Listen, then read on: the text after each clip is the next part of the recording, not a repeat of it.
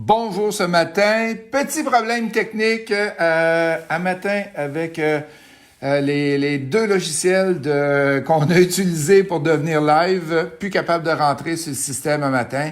Fait que ça me fait plaisir de vous avoir avec moi aujourd'hui. J'ai la chance d'avoir Patrick Barriot avec moi, qui est comptable fiscaliste et qui va pouvoir répondre à nos questions aujourd'hui. Je m'attends à plusieurs questions qui vont rentrer, Patrick. Merci d'être avec moi ce matin, Patrick. Ça me fait plaisir. Bonjour tout le monde. Bonjour. Fait que là, bouge pas, on va se mettre comme ça. Parfait. Fait que, Patrick, un matin, juste avant de commencer, en attendant que les gens commencent à rentrer, on a eu toute une soirée mensuelle hier, plus de 500 personnes qui sont venues écouter la soirée mensuelle. On avait 10 conférenciers, fait qu'on avait mis pas mal et on a terminé vers 10h moins quart environ. C'est que si les gens veulent revoir la soirée mensuelle, c'est possible, vous allez pouvoir la voir avec sur le Facebook de Immopreneur. Ça va fonctionner pour vous autres pour être capable de le réécouter. Qu'est-ce qu'on a comme activité cette semaine avant qu'on débute? Jeudi 19h, le cours de flip. Faites un flip vite et payant. Et c'est nul autre que Gilbert Mirgidetian qui va donner la formation. Beaucoup de flips et je pense qu'il y a 2 ou 3 flips qui roulent présentement. Il va tout vous expliquer qu'est-ce qu'on a rapport avec la RBQ, la CCQ, comment ça fonctionne. Fait que jeudi 19h, je vois qu'il y a plein de gens qui rentrent. Salut Christian, Carl, Kevin, bon matin. Jacques est là aussi, Linda, tous des gens qui sont habitués et qui viennent me voir à chaque matin. Merci beaucoup d'être là. Lundi, j'ai le coaching double jour 2, le 27 avril. Fait que s'il y en a qui ont de l'intérêt à décoller jeudi, à débuter le coaching double, on peut débuter au jour 2, il n'y a aucun problème. Appelez au bureau, on va pouvoir vous aider. Et le 30 avril, Maître Audet vient vous présenter comment faire une vente d'offres d'achat. Comment ça fonctionne exactement, la vente d'offres d'achat? Et on parle de ça le 30 avril. Une formation de 3 heures et le cours est un peu plus cher que les autres. Pourquoi? Parce que vous recevez les 4 contrats nécessaires pour être capable de faire la vente d'offres d'achat. Ça vient avec. Qu'est-ce qui s'en vient dans les prochains jours? Demain, on est avec Mathieu, qui est un ami à moi, qui est spécialiste en sécurité informatique. Il y a 94 experts qui travaillent pour lui. Il travaille pour le gouvernement, Desjardins, les grosses entreprises, et il va vous montrer comment améliorer votre sécurité informatique, surtout pour ceux-là qui travaillent à la maison. Vendredi, on parle de REER. Est-ce qu'on devrait investir dans des nos REER en immobilier? Si oui, comment on fait ça avec Michel Martel? Et samedi, comme à tous les samedis, un témoignage d'un président d'entreprise qui va être là avec nous autres. Juste un petit point, hier, je vous ai parlé du courtage immobilier qui avait arrêté le courtage en ligne, que tu pouvais plus mettre en ligne un immeuble, même si tu te présentais pas chez le client. Ben, ça a été retourné de côté hier et maintenant, les courtiers peuvent recommencer à faire du courtage en ligne. L'inspection est recommencée. Donc, le monde de l'immobilier résidentiel est pas mal reparti. C'est une bonne nouvelle pour les gens qui ont besoin de se trouver un logement parce qu'il y a beaucoup de gens qui, on va dire le mot québécois, qui capotaient parce que toutes les transactions étaient arrêtées, mais là, au moins, c'est reparti. Merci à la gang. Je veux beaucoup de j'aime, je veux beaucoup de pouces vers le haut. Merci à vous autres. On a Jean-Michel Chérif qui est avec nous autres. Madame La Rochelle, ma mère est ici avec moi aujourd'hui. Allô, Mom? Comment ça va? Et j'ai José qui est là aussi, Shafik qui est là avec nous autres, Kevin qui est là, Diane Rioux. Et ma mère, c'est une de mes fidèles auditrices. Je la vois souvent dans mes lives. Elle fait pas d'immobilier, mais elle aime ça m'écouter jaser. Ça fait que, bye, Mom! Fait qu'allons-y maintenant avec Patrick Barriot, qui est comptable fiscaliste. On va passer à travers, Patrick, qu'est-ce qui est arrivé présentement avec le corona, qu'est-ce que vous autres, ça l'a impliqué. Et on va aller voir aussi toute l'implication pour la prochaine année, côté comptabilité, côté fiscalité. Et ça va me faire plaisir de répondre, de prendre les questions pour que les gens puissent te poser des questions et que tu y répondes. Fait qu'en premier, qui es-tu, Patrick? Bonjour tout le monde. Bon matin.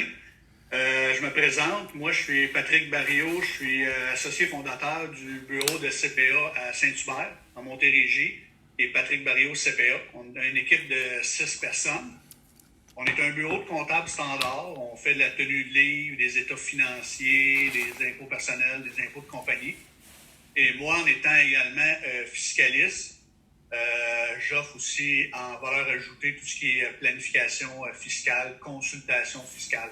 Un de mes créneaux, une de mes expertises, bien sûr, c'est l'immobilier. Un peu toutes les facettes de l'immobilier, autant le flip, la détention long terme, les achats-ventes d'actions, la location-achat. On s'est créé au bureau un créneau, autant au niveau des états financiers que de la fiscalité pour bien servir nos clients. Et pourquoi on en est arrivé à avoir ce créneau-là, c'est que moi, je suis un passionné d'immobilier. Je suis CPA, fiscaliste, mais à la base, j'ai toujours été un passionné d'immobilier. J'ai de l'immobilier dans le multilogement, j'ai des chalets locatifs et j'ai fait aussi 2 flips. Et fait que c'est quelque chose qui me passionne. Fait qu'au bureau, on a créé une certaine expertise. Fait que on est capable de desservir. Je connais Ghislain depuis 2015. Fait qu'on est une bonne communauté. On a toute la même passion. Puis tu réussis à faire des flips et du multilogement à travers ta job de comptable fiscaliste? Avec des bons partenaires actifs. C'est ça qu'il faut, hein? Fait que toi, tu es du côté passif, puis eux autres sont plus du côté actif. Oui. Parle-moi donc un peu de la saison des impôts. Qu'est-ce que ça a été avec les dates? Donne-nous les dates de qu'est-ce qui a été retardé et comment ça fonctionne exactement? Oui, en réalité, présentement, pour la saison des impôts des particuliers, pour les impôts 2019, comme la plupart des gens savent, le délai a été reporté au 1er juin 2020 pour produire les impôts personnels, ce qui était initialement le délai standard du 30 avril. Fait que nous, au bureau, l'impact là-dessus, c'est sûr qu'on a beaucoup de clients qui ont retardé pour apporter leurs documents. On a quand même beaucoup de personnes âgées qui fonctionnent plus sous format papier. Fait que leur demander de transmettre des documents par courriel, en PDF ou les services électroniques, c'est un peu difficile. Fait qu'on s'attend à avoir quand même un bon volume de déclaration d'impôts de particuliers à faire en mai, que généralement, le mois de mai, on le consacre à autre chose. Les fins d'année de compagnie et tout ça. Fait que là, on va avoir un mix un peu des deux à faire. Mais c'est le cas aussi présentement du mois d'avril. C'est qu'on a moins d'impôts personnels que les autres années, mais on fait plus d'états financiers, plus de fin d'année. Pourquoi? On a des clients qui nous appellent en urgence. Ils veulent leurs états financiers, faire leur comptabilité. Pour les subventions. On sortirait des dossiers au mois de juillet à août. Là, il faut les sortir là parce qu'ils ont besoin d'états financiers pour du financement, par exemple. Exact. Il y en a qui veulent faire des prêts avec la BDC, des prêts avec leur MRC local et ils veulent des états financiers. Fait que là, on a un petit rush au bureau d'états financiers annuels qui remplace un peu le manque d'impôts personnels. Là. Ça, c'est notre impact présentement, mais le délai est au 1er juin. Et le délai pour payer les impôts, pour les produire, c'est le 1er juin, mais pour les payer, on a jusqu'au 1er septembre. Ah, c'était retardé, OK, au 1er septembre. Impôts, à la fin mai, les gens qui ont des soldes dus ont quand même jusqu'au 1er septembre pour les payer sans pénalité, sans intérêt. D'accord. Parle-moi donc, j'osais avec toi cette semaine ou la semaine dernière, tu as développé toute une méthode pour être capable de recevoir les dossiers des clients chez toi, ton bureau à Saint-Hubert. Explique-nous donc ça, qu'est-ce que tu as fait? C'était bon? Oui, en réalité, c'est sûr qu'on prône en 2 volets. Le premier volet, c'est de recevoir les documents en PDF par courriel. Ça, c'est le plus facile. On peut le traiter plus rapidement. Ou par fax, même par télécopieur, les gens qui n'ont pas beaucoup de papier, qui voudraient nous faxer ça. Ça, c'est les 2 premières méthodes. La troisième méthode, c'est ceux qui sont incapables de fonctionner de cette façon-là. C'est qu'on a créé, nous, au bureau, dès qu'on rentre à la réception, il y a une boîte de dépôt de documents. Et on dit aux gens de laisser leurs documents-là dans une enveloppe. Et nous, on ne touche pas aux documents avant 48 heures. Okay. Ça fait en sorte que les gens déposent leurs documents. On a des dates sur les boîtes. Là, c'est marqué « ne pas toucher avant telle date ». Puis on laisse les boîtes-là dans la salle de réception. Et au fur et à mesure que les dates sont passées, on récupère les documents. Puis on commence saisir les dossiers. C'est sûr que ça crée des délais. Ça crée des délais de 48 heures au début. Mes employés travaillent sur le dossier. D'un coup que le dossier est finalisé, on attend un autre 48 heures avant d'appeler les clients passent. Oui, on a des délais plus longs cette année pour sortir quelque chose. À partir du moment où il arrive, du moment où on sort au final, c'est un peu plus long. Ouais, mais c'est sécuritaire la façon dont tu le fais là, avec 48. On a d'autres mesures à l'interne qui est tout, on désinfecte toutes les poignées de porte, les comptoirs, on fait ça plusieurs fois par jour. Mes employés, moi j'en ai 3 à temps plein présentement sur place. Ils ont des postes de travail tout à beaucoup plus que 2 mètres chacun. Fait qu'on a des procédures à la date. On est rendu le 22 avril, puis tout va bien, puis ça fonctionne. Fonctionne bien. On est malade. Excellent. On a Catalina qui dit moi aussi, je suis jeune, mais je suis papier et c'est difficile de pouvoir remettre les papiers. Nadine qui nous écoute aujourd'hui, Guillaume, Laurie, Patrick qui est un habitué qui nous écoute à chaque semaine, à chaque jour presque. Là maintenant, c'est quoi? On a parlé de la saison des impôts aujourd'hui. Ça va être quoi l'année prochaine, la saison des impôts? Ça va être quoi l'impact fiscal, l'impact comptable de l'année 2020 pour vous autres en 2021? Bien, c'est sûr que si on parle d'impôts personnels pour les particuliers, les individus, l'impact l'année prochaine, c'est quand ça va être le temps de faire les impôts 2020, en mars-avril l'année prochaine. Bien, il va falloir s'attendre à avoir des impôts au niveau individuel différents des autres années. Ça va être moins comparable des individus. Généralement, les gens, si on été 4 une année, un revenu d'emploi, l'année d'après, c'est la même chose. Là, cette année, en 2020, un individu pourrait se retrouver à avoir du revenu d'emploi, du revenu d'assurance-emploi, du chômage, un feuillet pour la PCU, le 2000 $ par mois qu'il va avoir reçu. Oui. Et qu'on va arriver dans les impôts personnels, on va avoir différents feuillets comme ça. Ce qu'il faut faire attention, c'est qu'il y a des gens, généralement, qui sont habitués à avoir des remboursements d'impôts, des fois importants chaque année, parce qu'ils ont juste un salaire, ils se font prélever beaucoup d'impôts. Mais présentement, avec la PCU qui est imposable, le 8 000 et le chômage, l'assurance-emploi aussi qui est imposable, il y a toujours des revenus d'impôts, mais c'est jamais au taux élevé au maximum. Fait que ça fait en sorte que quelqu'un, l'année prochaine, qui aurait du salaire une partie de l'année de son employeur, qui aurait du chômage, de l'assurance-emploi avec quelques revenus, puis la PCU de 8 000 $ comme revenu, qui n'a aucun impôt retenu, il y a des bonnes chances que cette personne-là arrive l'année prochaine dans la saison des impôts avec des soldes à payer, des soldes dus. Fait que la PCU de 8 000 $, vu qu'il n'y a pas de retenue d'impôt à la source, évidemment, c'est sûr que c'est normal, c'est pour aider les gens à court terme. Il va y avoir un impact. Avec une facture d'impôt à payer l'année prochaine. Mais ça pourrait arriver dans certains cas que les gens avec les 8 000 $ qu'ils ont reçus et les autres revenus, que ça ne crée pas d'impôt, que ce soit vraiment 8 000 net. C'est du cas par cas, il va falloir les regarder. Mais il va falloir plus expliquer peut-être plus à nos clients, nous, l'année prochaine, ces différences-là pour qu'ils comprennent bien leurs impôts. Excellent. On a une question de José Boulanger qui demande « Je suis entrepreneur en restauration. Si j'ai fait la demande du prêt de 40 000 pour les entreprises au gouvernement et que je n'ouvre pas mon resto après la crise, puis-je changer la vocation de la Inc., de la compagnie, et utiliser cet argent comme une mise de fonds? » C'est une bonne question, ça, hein? Écoutez, les règles pour le prêt de 40 000, il n'y a pas beaucoup d'explications. Ce que ça vient dire, c'est que le 40 000, il faut qu'il serve à payer des dépenses qu'on ne peut pas reporter, des dépenses d'exploitation, des dépenses normales pour ce qu'on appelle des dépenses de fonds de roulement. Je donne un exemple où est-ce qu'on verrait le 40 000, une utilisation qui respecterait les critères du gouvernement.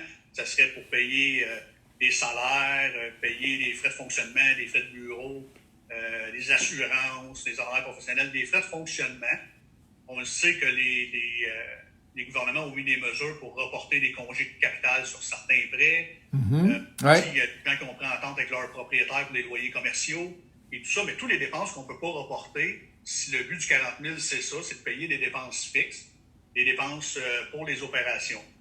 Par contre, ils sont venus préciser que le 40 000 ne peut pas servir à utiliser cet argent-là pour rembourser un autre prêt qu'on a déjà, un genre de refinancement à des conditions avantageuses. Parce que des gens pourraient avoir des prêts avec des taux d'intérêt de 4, 5, 6 % et là, on a un 40 000 à 0 % d'intérêt.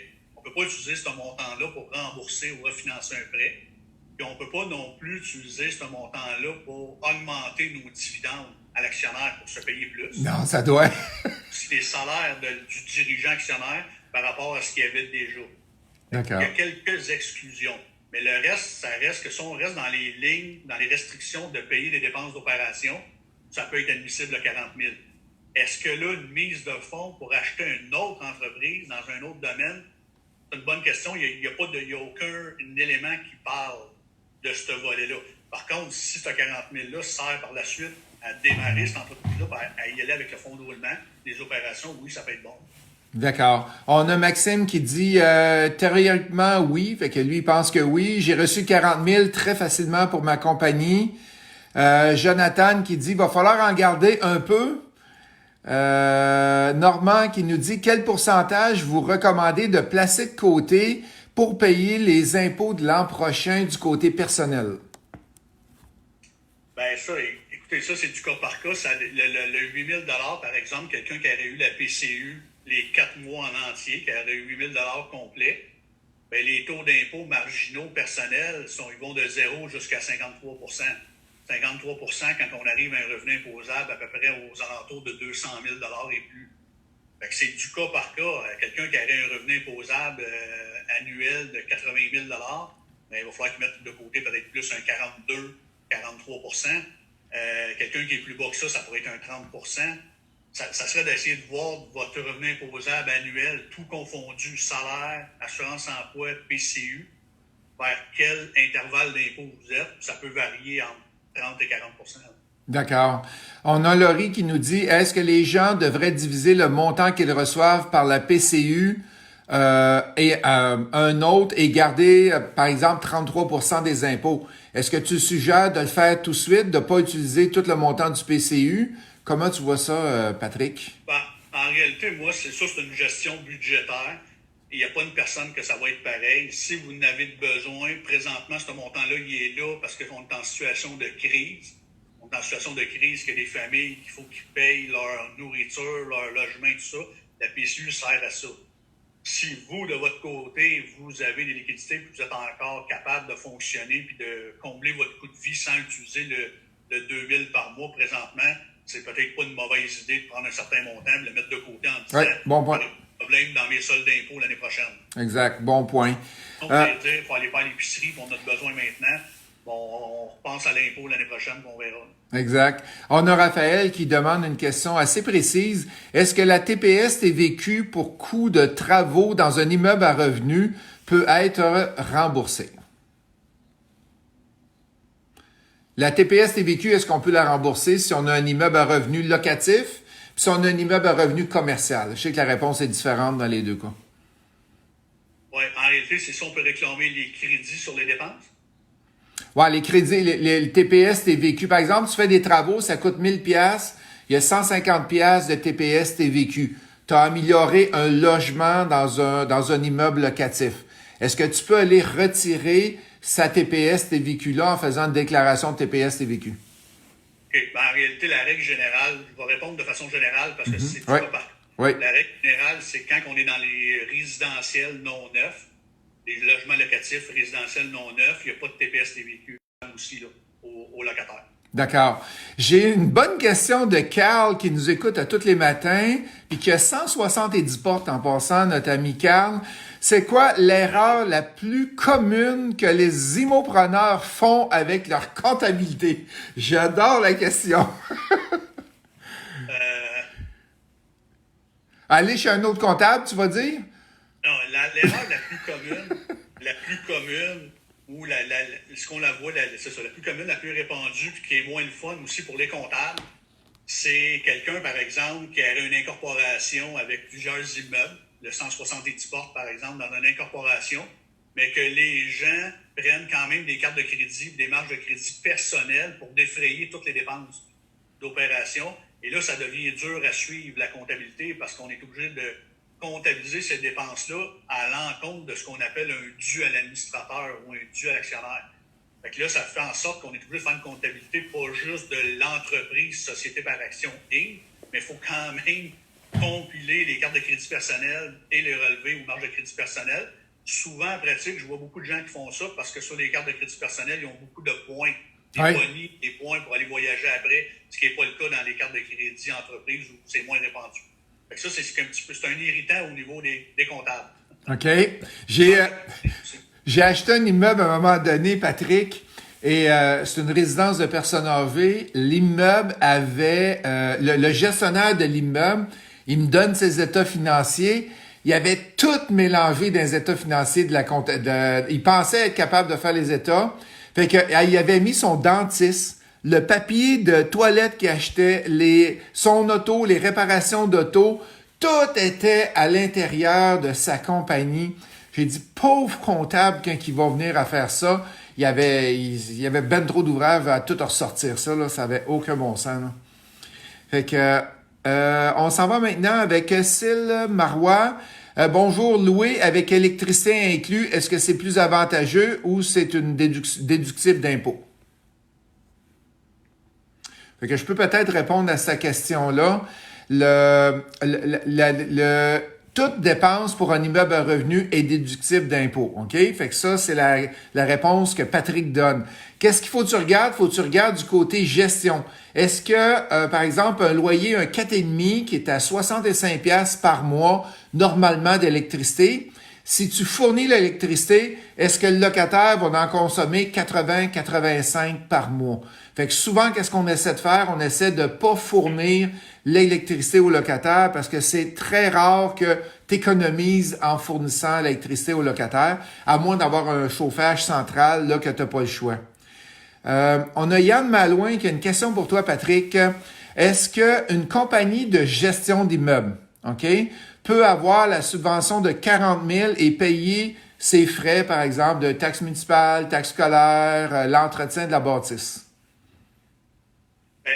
La réponse, ça dépend qu'est-ce qu'on entend par compagnie de gestion d'immeubles. Parce qu'en pratique, je vois que les gens mêlent les deux. Si je prends le scénario 1, j'ai une compagnie de gestion qui détient ses propres immeubles, qui fait sa gestion de ses propres immeubles. C'est différent d'une compagnie qui fait la gestion vraiment d'immeubles pour d'autres personnes qui chargent un pourcentage des revenus. Oui, dans exact. Une compagnie qui charge un pourcentage de ses revenus, qui fait de la gestion à plein d'autres entreprises qui ont des immeubles, là, c'est une compagnie qu'on appelle opérante.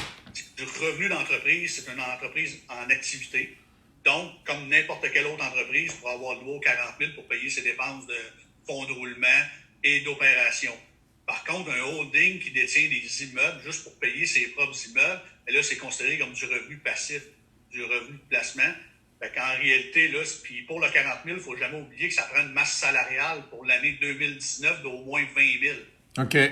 À la base, généralement, les holdings, ils n'ont pas ça. C'est rare qu'on ait une masse salariale dans ces compagnies-là. Si on respecte toutes les autres conditions, il faut que ce soit une business active. D'accord. On a Kathleen Onbird qui demande la taxe de bienvenue sur un 6 logements. Est-ce que c'est déductible d'impôt? Les droits de mutation, ça se capitalise au coût d'acquisition de la bâtisse et du terrain. En pratique, ce qu'on fait, c'est quand on achète un immeuble, par exemple, quelqu'un qui achète un 8-plex, les droits de mutation, on va prendre le rôle foncier, on va ventiler le prix d'achat du 8-plex entre la bâtisse et le terrain, selon le pourcentage de proportion du rôle foncier. Et on va se séparer, on va aussi ventiler le droit de mutation. La réponse, c'est que c'est pas déductible dans l'année où on achète l'immeuble, mais ça s'ajoute au coût de la bâtisse et du terrain. Puis la portion qui s'ajoute au coût de la bâtisse, on pourrait dans le futur prendre de l'amortissement à raison de 4% par année. D'accord. On a Jacques et Nick qui nous disent que ça coupe le son.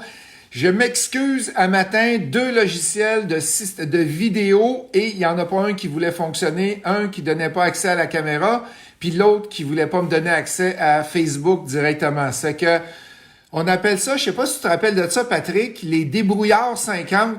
As-tu connu ça, toi? Non. Il y avait des annonces de la BAT 50 dans le temps, puis là, il y avait des annonces de 30 secondes, puis chacun avait un débrouillard, ils se débrouillaient de leur façon. Tu iras voir ça sur Internet, ça me vieillit un peu, mais c'est pas grave. On a Man qui dit, pouvez-vous m'expliquer comment ça se passe pour quelqu'un qui est salarié et investisseur immobilier? Attends un petit peu, comment ça se passe? Et j'ai pas le reste de la question. Fait que désolé. Fait que, en attendant, le reste de la question, qu'est-ce qu'on va faire? C'est j'ai une question pour toi. Du côté locataire résidentiel, par exemple, on détient des immeubles résidentiels présentement, OK? Et on veut aider les locataires, parce que c'est pas tout le monde qui est à l'affût de toutes les subventions, de tout ce qui arrive présentement. C'est quoi les programmes qu'on peut dire, OK, je peux aider mon locataire? OK. Ben, les programmes que le propriétaire peut aider le locataire. Oui, exactement. Qu'est-ce qu'on peut dire au locataire c'est parce que... lui peut se faire aider par le gouvernement? Exact, la deuxième réponse. OK. Pour les locataires, pour les individus, ben, il y a le programme le plus important qu'on a vu, c'est la prestation canadienne d'urgence, qui est la PCU. Oui. Qui est le 1 000 $ par mois pendant maximum 4 mois. Mais c'est sûr, il faut que les locataires, les personnes qui sont salariées, respectent les autres conditions.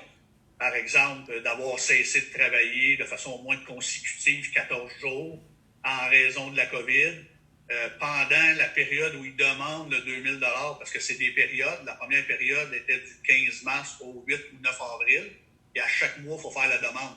Comme là, à date, on a 2 périodes sur 4 qui sont actives. Il faut qu'ils respectent les autres conditions. Mais ça lui permet d'avoir un 2 000 $ présentement net qui peut comparer finalement au salaire qu'il avait.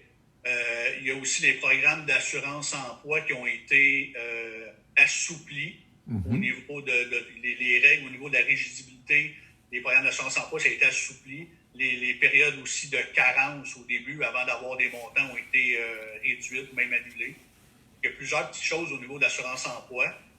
Et après ça, au niveau individuel, au niveau de tout ce qui est des institutions financières, bien, les institutions financières ont accepté de faire des remboursements de capital, des congés de capital pour les hypothèques, mais ça, les locataires... Non pas.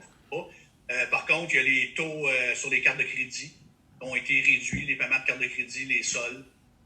Tous les institutions financières ont des programmes. Si la personne a des problèmes avec du financement, des cartes de crédit ou peu importe, elle peut appeler son institution financière. Puis présentement, les gens sont très compréhensifs. Parfait. Fait que là, pour les... C'est sûr qu'il y a aussi au niveau des impôts, il y a deux autres petites choses.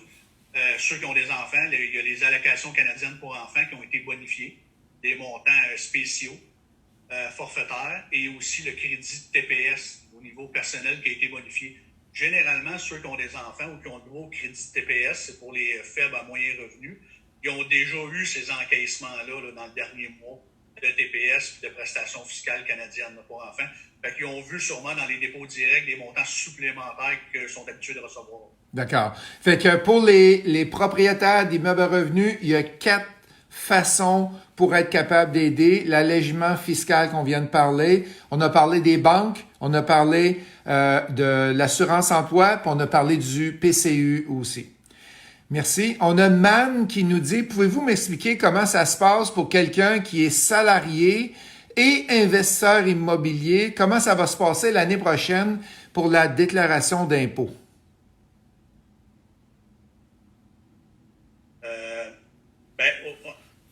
C'est sûr, c'est du cas par cas, mais l'investisseur immobilier, mettons, je prends pour acquis qui est au niveau individuel, qui n'est pas dans une société par action, une incorporation.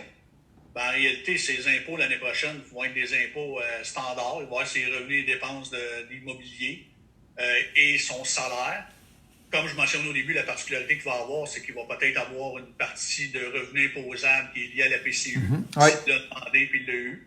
Il va peut-être avoir aussi une partie d'assurance-emploi s'il y a eu du chômage pendant quelques semaines ou quelques mois. Mais autre que ça, il ne devrait pas avoir d'autres éléments au niveau des impôts personnels.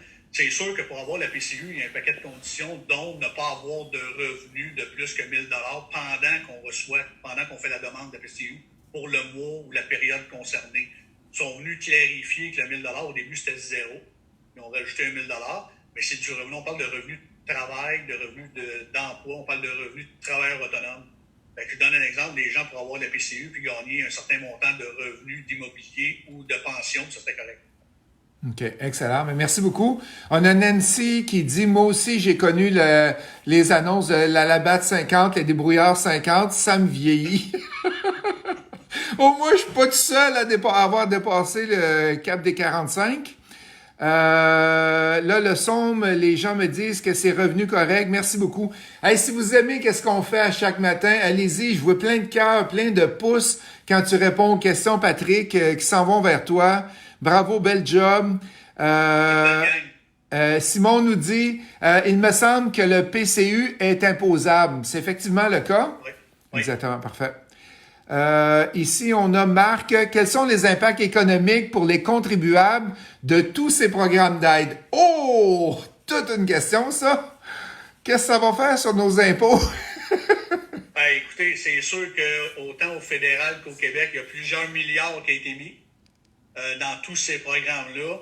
Je ne serais pas surpris, moi, que dans la prochaine année ou dans les prochains mois, prochaine année, il y ait à quelque part des nouveaux budgets, autant provincial que fédéral, qu'il n'y ait pas des ajustements au niveau, donne par exemple des taux de TPS-TVQ qui pourraient monter ou des impôts de corporation.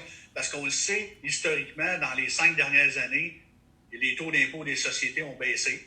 Pour ceux qui les PME qu'on appelle, pour favoriser l'économie. Les taux, je ne sais pas s'il y en a qui se souviennent, mais la TPS, il fut un moment où elle était à 7-8 %, la TPS, qui est rendue à 5 % quand on paye la TPS maintenant. Je ne sais pas comment le gouvernement va faire pour aller rechercher tous ces milliards-là, mais c'est sûr que je m'attends à des augmentations à quelque part pour faire rentrer de l'argent dans l'économie. Par contre, c'est toute une question de gestion recette fiscale, mais aussi de gestion de la récession. Oui, exact. Théoriquement qui s'en vient. Fait que ça va être, je ne suis pas un économiste, je ne suis pas capable de répondre de façon scientifique à ça, mais je m'attends à ce qu'il y ait des mesures à demander pour aller chercher un peu d'argent. C'est quasiment sûr. On s'en va maintenant avec Carl qui nous demande combien de temps on doit conserver nos documents d'impôt. Est-ce que c'est 6 ou 7 ans? En réalité, la règle, c'est 6 ans, mais c'est 6 ans après certaines dates. Certaines dates, ça veut dire à partir du moment où on a produit nos impôts, où on a été cotisé. Fait que par prudence, nous, je dis moi, généralement au bureau, on dit toujours à nos clients 7 ans. Garde 7 ans, comme ça on n'a pas de confusion, savoir jusqu'à quelle date exactement il faut garder. Si on garde 7 ans, on est correct. D'accord. On a Yannick qui nous dit, un petit peu, je suis propriétaire d'un triplex depuis 4 ans et le renouvellement hypothécaire ne sera qu'en juillet 2021. J'hésite à garder le plex, mais je veux continuer à investir. Devrais-je vendre mon plex et payer quelques intérêts? Les pénalités, puis réinvestir, faire un refinancement et garder le plex et le revendre, tout cela en minimisant ce que le fisc pourra venir chercher. Toutes les propriétés achetées sont à titre personnel. Quoi et comment faire? Veux-tu que je t'aide là-dessus? Je peux parler du côté fiscal. Vas-y, puis après ça, on va parler du côté immobilier. C'est ça. Si on vend l'immeuble parce qu'on va avoir de l'argent, des liquidités pour investir dans d'autres projets, c'est sûr ce qui va rester, c'est le prix de vente moins les impôts. C'est le net qui va rester pour investir. Tandis que si on le conserve, on le refinance au maximum qu'on est capable d'aller, on va sortir des liquidités-là sur l'équité, le refinancement, puis il n'y a pas d'impôt, c'est juste un refinancement. En pratique, j'ai souvent des clients qui m'ont demandé, est-ce que tu peux me dire combien de liquidités j'ai dans mes poches pour réinvestir si je refinance ou si je vends après impôt? Là, la personne prend sa décision de vendre ou de ne pas vendre, tout dépend c'est quoi le montant supplémentaire lié à la vente. Du côté immobilier, qu'est-ce que je dis moi souvent, c'est regarde ton immeuble, si c'est un bon immeuble, souvent c'est en haut de 6 logements, puis il est rentable, puis t'es pas tanné, mais garde-le, va refinancer, puis bâtis ton parc. Parce que si t'achètes, tu revends, à un moment donné, tu réussis pas à bâtir un parc de cette façon-là. Fait que du côté immobilier, c'est plus ça qu'il faut regarder. On a Patrick. Bon matin, les messieurs. Je me suis auto-construit un chalet pour 20 personnes. Aïe aïe. Et j'ai payé les taxes. Si je me mets en location à l'année, est-ce que je peux récupérer les taxes? On parle de TPS, TVQ. J'ai gardé toutes les factures. Puis il n'y a pas d'année. Je sais pas dans quelle année qu'il a construit ça. C'est sûr que ça dépend si... Là, il parle de location court terme. Oui. Long terme? Court terme. Il fait de la location de moins de 31 jours? Oui, c'est pour le 20, c'est 20 personnes, oui. Il le dit pas, mais c'est ça que je pense, là. Attends un petit peu. Et si je le mets en location à l'année, est-ce que je peux récupérer les taxes? Ah non, ils sont capables. C'est ça. C'est la location long terme. Généralement, la location long terme, c'est pas taxable. Il n'y a pas de TPS TVQ. Par contre, quand on est dans le neuf, il y a des règles spéciales pour la construction d'habitations neuves. Il y a ce qu'on appelle à la fin de l'achèvement des travaux à la fin une autocotisation. Et par la suite, il y a certains crédits qui existent pour habitation neuve. Mais là, c'est très particulier. C'est dur de conseiller la personne comme ça en ligne. Mais il pourrait avoir des crédits qu'on appelle le fameux crédit de 36 pour habitation neuve, qui pourrait être possible, mais tout dépend. Puis il y a des délais pour le réclamer. De mémoire, c'est 2 ans après l'achèvement des travaux. Il y a certaines règles particulières, il faudrait voir. Là, ce serait un cas à regarder plus en privé. OK. Kevin qui demande si on enlève la partie protection du patrimoine et des biens familiaux, seulement côté fiscalité, comment vois-tu INC? Et ses avantages, inconvénients et à partir de combien de portes que ça vaut la peine, car plusieurs disent pas la même chose là-dessus. C'est sûr que, Kevin, si tu poses la question à un comptable et tu poses la question à un avocat, tu n'auras pas la même réponse. Vas-y, Patrick. Oups, on t'a perdu, Patrick. On t'entend plus. Ton micro, attends un peu. Vas-y donc. M'entendez-vous? Ouais, là, t'es revenu. OK. Parfait. C'est sûr que la réponse de fiscaliste qui n'a rien à voir avec la protection légale, qui n'est pas avec le légal, c'est que ça dépend, c'est du cas par cas. Monter un parc immobilier personnel, le revenu locatif net de toutes les dépenses, le revenu net imposable, va être imposé au taux de l'individu selon son taux d'imposition, qui paye jusqu'à 53 % Dans une incorporation, le taux maximum d'impôt sur du revenu locatif, le taux maximum est de 50 50 point quelque chose. Fait que dans les deux cas, on est au taux pratiquement marginal. Puis dans une incorporation, le taux il est fixe. C'est pas selon, c'est pas un taux, c'est pas un palier d'imposition progressif, là, c'est fixe. Par contre, l'avantage dans une incorporation, c'est qu'il y a une partie de ce 50 % d'impôt qui peut être remboursable à l'individu personnellement quand il se verse des dividendes. C'est un calcul qu'on fait. Fait que souvent, quelqu'un au niveau individuel qui serait pas loin du taux d'imposition maximum, je donne un exemple, en haut de 45 %, là, on a la décision à prendre, est-ce que je veux payer du 50 % dans une ligne, avoir la possibilité de me faire rembourser, par exemple, un 30 % un jour, ou payer tout de suite du 48, 47 % puis plus jamais n'en voir la couleur. Fait qu'il y a cette décision-là à prendre généralement. Fait que c'est du cas par cas.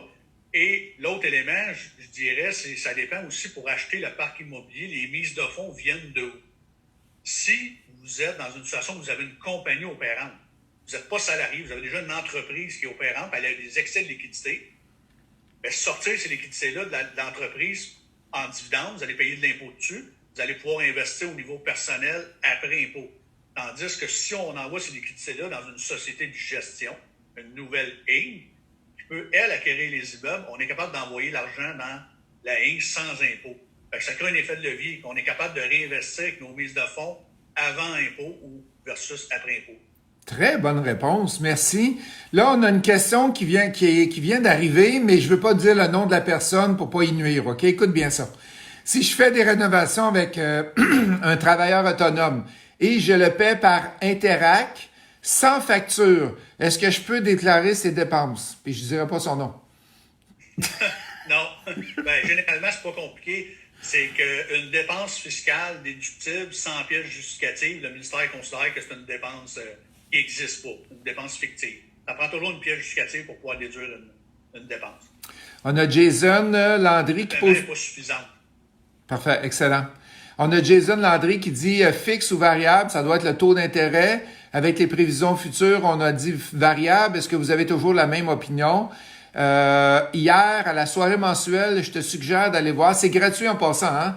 Hier, on était 500 personnes à la soirée mensuelle et il y avait 3 courtiers hypothécaires qui étaient là. Ils ont répondu à la question, Jason, pour est-ce qu'on devait prendre un taux d'intérêt fixe ou variable. Je te suggère d'aller le voir.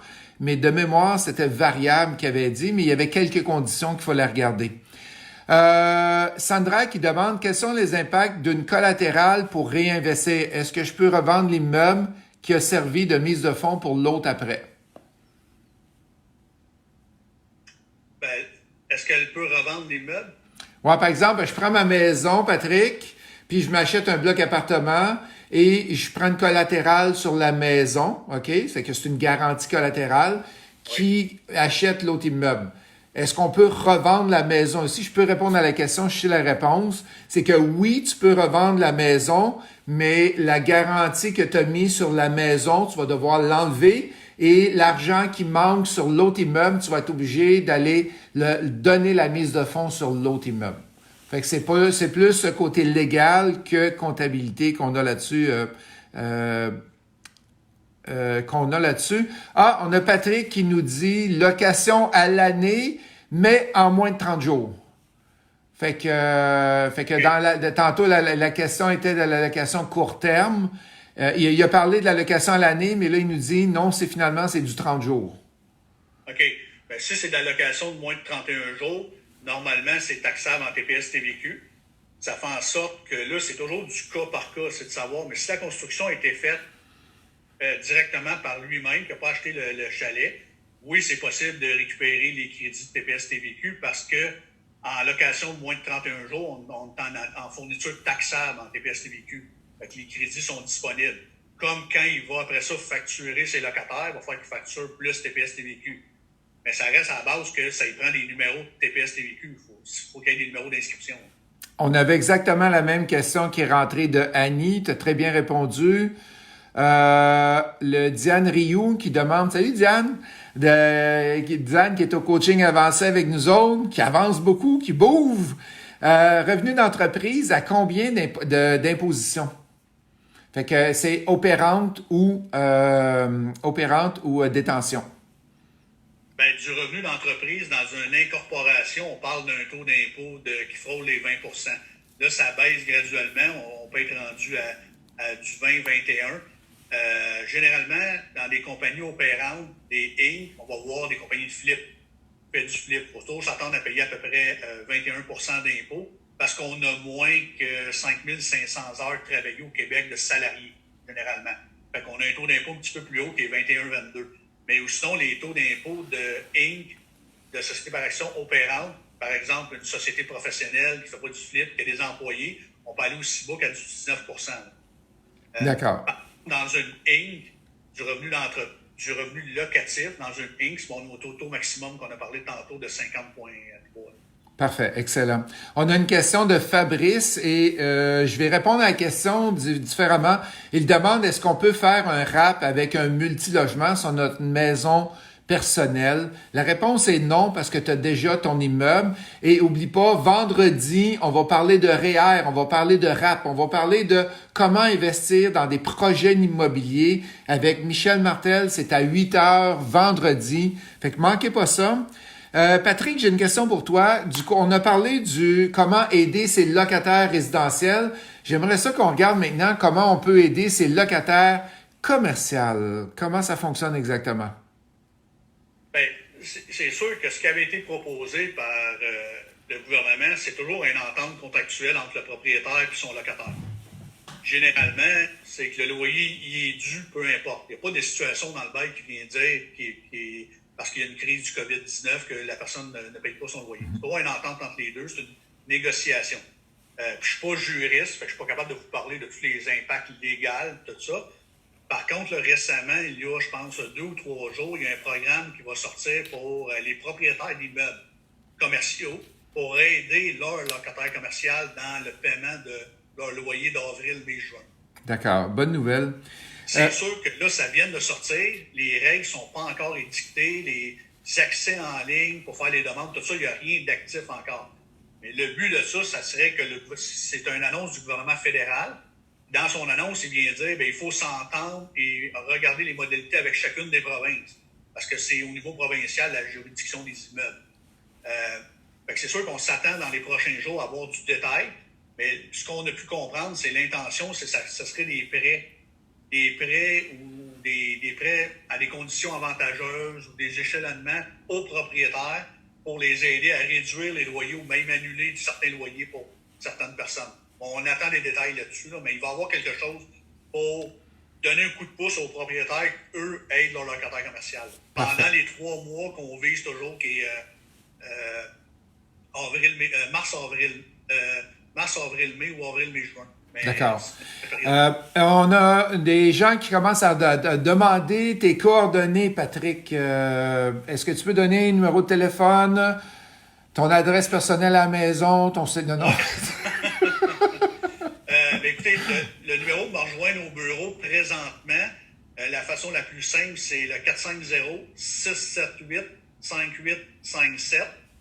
Faites l'extension 223. Vous allez avoir quelqu'un qui va vous répondre, qui va être capable de me rejoindre. Présentement, je fais beaucoup de télétravail et mix télétravail, mix bureau. Fait que laissez un message dans ma boîte vocale, ça va être long avant que je vous rappelle là, présentement avec les délais qu'on a. Ou sinon, la façon la plus simple, c'est par courriel à pbarrio, a commercial pb, d'union, inc.ca. OK, tu vas répéter les deux, s'il te plaît. Et s'il y a quelqu'un qui est en ligne qui peut le mettre dans les commentaires, s'il vous plaît. J'ai pas accès à mon clavier présentement, vous comprenez pourquoi. Fait que, allez-y donc, répète le numéro de téléphone, 450. Oui, 678-5857, extension 223. Fait que 450-678-58. Barrio, a commercial pb, d'union, inc.ca. Excellent, parfait. On avait d'autres choses. Comment il nous reste de temps? Il nous reste quelques minutes. On avait autre chose pour les locataires commerciaux. On a le 75% de subvention salariale qui est disponible aussi. Oui, en réalité, ça, c'est plus pour les entreprises opérantes. C'est qu'il va y avoir une mesure qui est la subvention salariale de 75% des salaires. C'est par période admissible. Et il y a des conditions à respecter. Entre autres, il faut que la société ait une baisse de son chiffre d'affaires de 15% minimum de mars 2020 comparativement à mars 2019.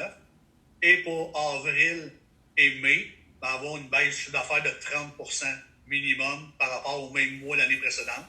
Il y a des règles spéciales pour les nouvelles entreprises ou les entreprises en démarrage qu'au lieu de prendre les mois de l'année précédente qui n'existaient pas, on peut prendre janvier et février. C'est des règles. D'accord. L'une des premières. Et après ça, c'est maximisé au salaire annuel des employés, qui est le salaire pour l'assurance emploi à 58 000, quelque chose. Fait que ça, c'est une première subvention. Il ne faut pas oublier que si on n'est pas admissible à cette subvention-là de 75%, par exemple, parce qu'on n'a pas une baisse du chiffre d'affaires, on ne respecte pas les conditions, on a toujours le 10% de subvention qui est encore là, qui avait été annoncé initialement avant d'annoncer le 75%. D'accord. On a une question de Marilyn. J'ai un plex résidentiel commercial. Qu'est-ce que je fais pour savoir le remboursement sur mes intrants? Est-ce que c'est le gouvernement qui va me dire le pourcentage par rapport au résidentiel commercial? Comment ça marche? Ben, normalement, c'est au contribuable. C'est à vous de trouver une méthode raisonnable de répartition entre... Oups, ça a coupé. Généralement, c'est une loi pratique. OK, parfait. On paye ici ou avec les revenus loyers. Mais la méthode raisonnable, généralement, on voyait que les superficies, c'est à la personne de trouver la méthode de raisonnable pour faire son calcul de crédit. Votre comptable peut vous aider là-dedans. C'est bon. On a Yann Malouin qui demande, est-ce qu'on peut avoir tes coordonnées bancaires, Patrick, et ton NIP, s'il vous plaît? Envoie ça en privé, Yann. Fait qu'il n'y a pas d'autres questions qui est rentrée, Patrick. Allons-y avec le dernier conseil. Un conseil que tu pourrais dire aux gens pour la crise et qu'est-ce qu'on vit présentement? En réalité, moi, je dirais, c'est que continuez à opérer vos entreprises, vos immeubles comme vous faisiez, en ayant une certaine souplesse comme on connaît, parce que on le sait que si on a des bons locataires, qu'ils soient commerciaux ou résidentiels, on les veut pour le futur aussi. Et n'ayez pas peur de demander les crédits auxquels vous avez le droit ou des prêts à des conditions avantageuses. Je donne un exemple, le prêt de 40 000 $. Il y a des gens qui n'ont peut-être pas besoin sur l'immédiat, qui ont la réflexion rapide de peut-être dire « je ne le demanderai pas, ben, je n'en ai pas de besoin là ».